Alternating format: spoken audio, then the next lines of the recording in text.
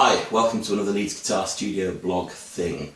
Today I'm going to talk about thirds, namely chromatic thirds. I got a bit obsessed with thirds and chromatic thirds a while ago and decided to find all the sort of permutations of playing ascending, descending, chromatic major and minor thirds, or for sort of passing note or outside playing purposes.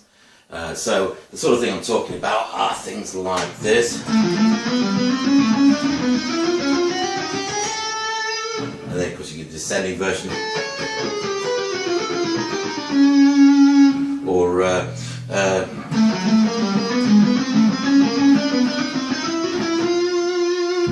I say, quite a few different permutations that you can do.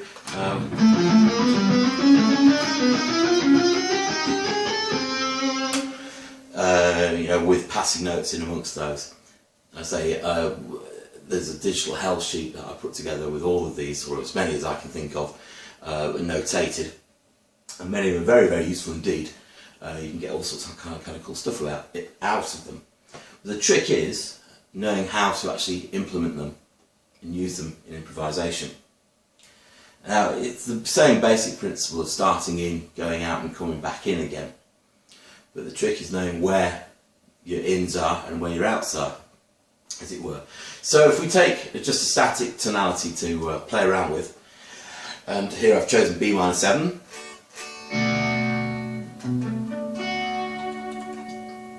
which of course, as you will all know, is B, D, F sharp, A.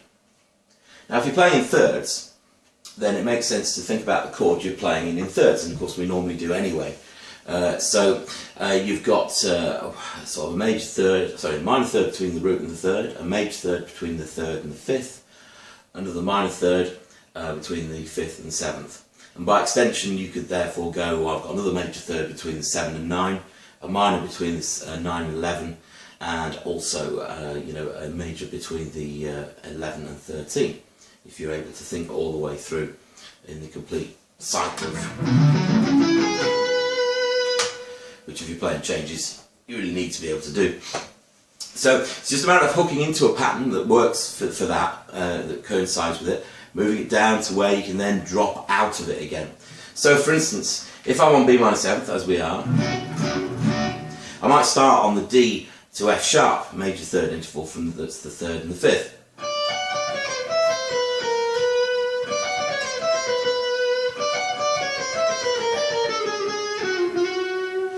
And then it's just a matter of feeling your way through it, really. I mean, all of these, you need to practice them to the point where they're in muscle memory, and they're going to just come out when you need them in hopefully a naturalistic way, and that can take time, like with any idea, really. I mean, these are primarily meant for technique building, and also fretboard awareness and knowledge, but they are very useful. You can hear them in all sorts of players playing. Scott Henderson, I'm sure, uses these things occasionally. Holsworth even, anybody, you can use it for virtually anything at all. So again, so going back to what I was saying, we've got B minor 7th again. I can start from the 5th and the 7th.